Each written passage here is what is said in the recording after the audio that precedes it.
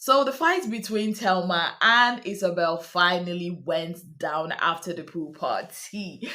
Now, I know the way I said it, it's almost like I was expecting this fight. Yes, I actually was expecting this fight because the tension between them has been there. It's almost like everybody could see it, but nobody wants to talk about it until it actually did happen. And we are glad they let it out of their system, even though Tega and Kayikume were caught in the crossfire of this whole fight. Now, how did this go down? So, during their pool party, at some point, I kind of noticed some tension. I just told myself, isn't it? You cannot fall asleep after this pool party because it's about to go down. And oh boy, was I right.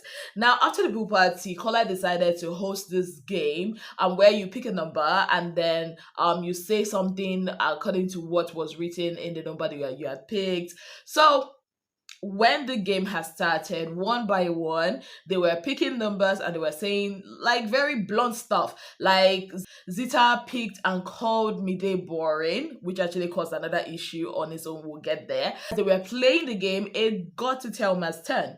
Thelma was asked about, the guy she can, she's attracted to, or somebody she finds attractive or something of that sort. And she said, Tega. Interesting. Now it was now Imisi's turn. Now Imisi was asked the three least. She should mention the three least attractive guys, like the guys she finds least attractive in the house. She called Culture or Culture. She called Rude Boy, and for her third choice, she said Otega. Now, when she said that, that was when there was a bit of chit chat that went on between Isabel and I forgotten who she was sitting beside, but Isabel had said something or had laughed, basically like saying somebody that Thelma was attracted to is who Imisi calls least attractive or something of that sort. But something went on there, and Thelma obviously caught it, and she wanted to leave the game, and Carla was like oblivious to all this, and he was like, oh, I'm about to call the next number, where are you going? And before we could say Jack, the whole fight started between Thelma and of course Isabel. Now, first, we saw an altercation between Ortega and Isabel. Like, the fight was so heated, guys. Thelma said a lot of things, to Isabel. She said that she was empty, she had nothing going for her in the house. Like a 29-year-old woman like her coming to the house, sleeping with a 25-year-old for the whole house to see as an entertainment. Like, she slut shamed Isabel, right? And Isabel just used one word. Only one word. The word transgender. Oh, more. The moment she called Thelma transgender, Thelma lost it. Thelma lost it. She was like, she said a lot. And the funny thing is, Isabel will let her talk. When it's like she's going down, trying to like go upstairs and all that, coming down, Isabel will not throw the word again. My people, I'm like, what kind of wahala is this? Like, Thelma was just lost shaming her, saying that she has nothing going for her. And Isabel on her own was body shaming her, calling her transgender, saying that they should remove her face and put on Tracy's body. I'm like, And then Thelma said, no, look at the girls you are following, Mide and Dede, see how they are comporting themselves. I'm like, Then Isabella said, look at you saying that I have nothing going on for me, but I have single-handedly trained a 14-year-old from his first year to his 14th year. You just dropped 2 years ago. Me, I dropped 14 years ago. Can you compare our bodies? And then Thelma was like, Isabel, go and look in the mirror. Isabel now said, I can look in the mirror. Thelma, you're a transgender. And then Thelma now said, look at you doing it everywhere, like the sex thing and wanting people to see. And then Isabel said something that kind of reminded me of To Kill a Monkey. That part where a boss, was saying stuff at the restaurant like, see me, Buddha, watch me. Yeah, that kind of a thing. Isabel now said, when they look at me, let them look at me. I'm like, oh my God. See, this is what I think about this fight. Like I said, it's a long time coming. Again, I will reiterate what I always say. Thelma is a person that can say something, she can dish it, but she cannot take it, right? And in this fight, I don't feel like there's anybody that is right or wrong. I feel like at some point they were both right and wrong. So I am on nobody's side on this fight because while one was body shaming, the other was slut shaming.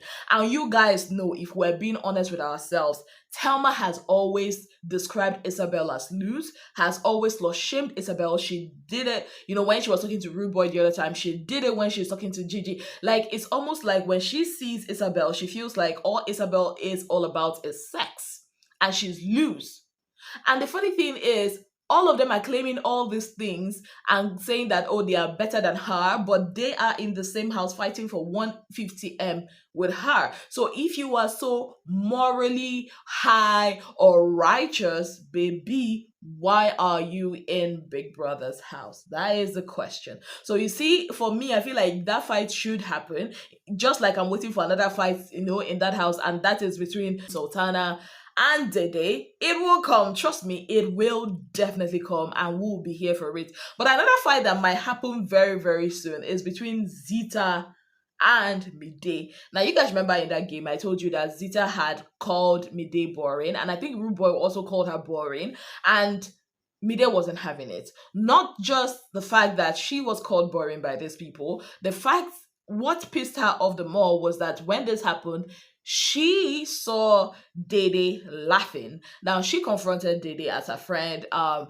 said, I don't understand why this person said something about me and called me boring and you were laughing about it.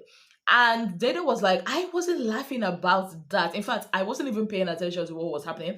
I was gisting with Joanna. And Mide was like, this babe has always called me boring any chance she gets. And Dede was like, really? Like, I didn't know. And Mide was like, are you even in this house? Now, this is what I observed from that conversation between Mide and Dede. Number one, I love the fact that they did not have that conversation in front of the house.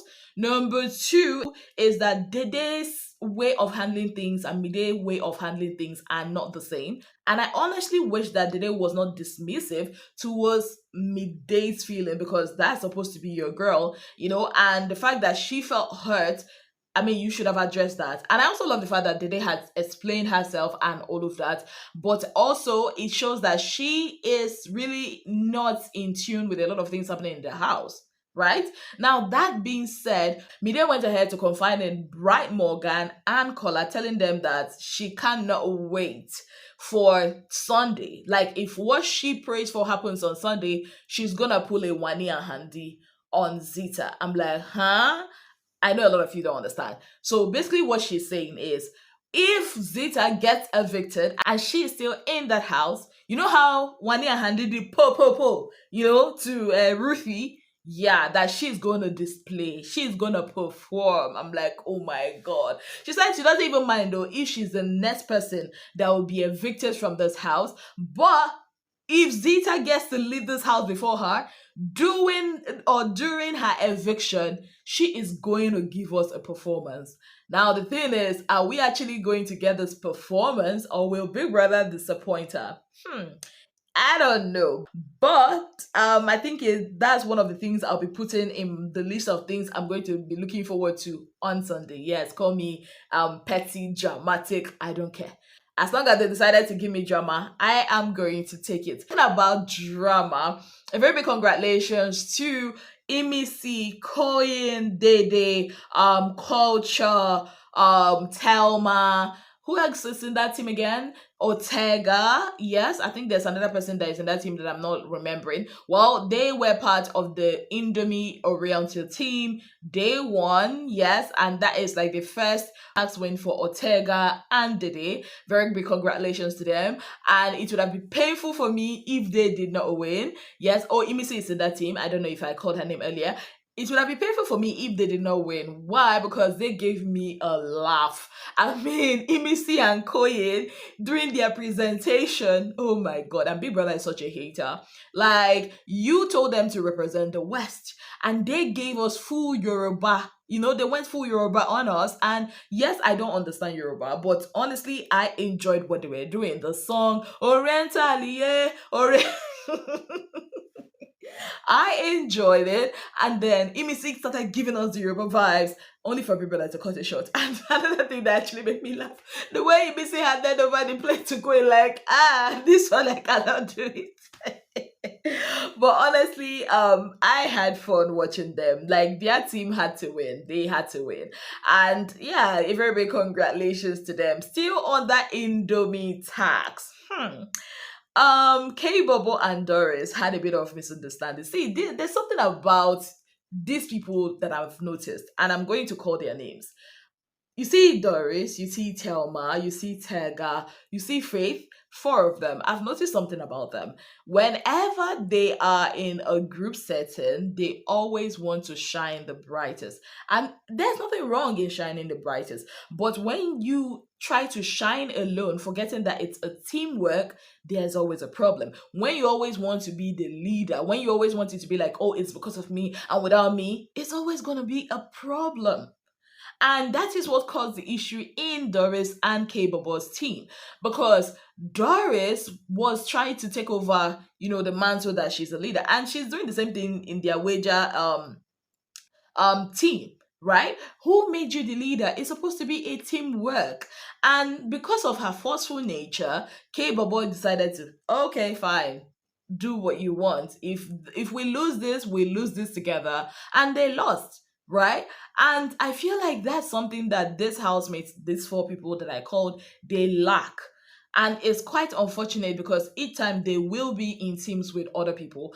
And this doesn't take away the fact that they are actually brilliant people. But even you, as a brilliant person, when you are in a group, you should let others shine. Because most times in this group thing, Big Brother is not just looking at one individual talent, he is looking at a collective. So that's some of the things I noticed during the Indomie test. I'm like, oh, okay, yeah, that happened. Yes. But moving forward, another person that actually irks me is Rude Boy. Like, how can you be put in a team and every time you're always complaining? You complain a lot and then you deliver so little. I just don't understand that.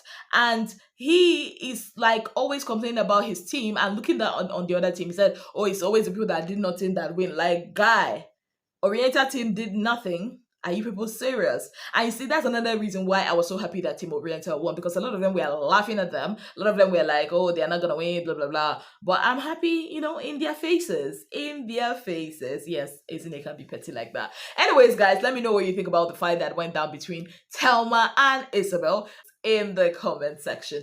On that note, I'd like to say a very big thank you to you all for being part of my channel. If you have not yet subscribed, what exactly are you waiting for? Kindly click on the subscription button, click on the notification bell to let you know whenever I post any new video.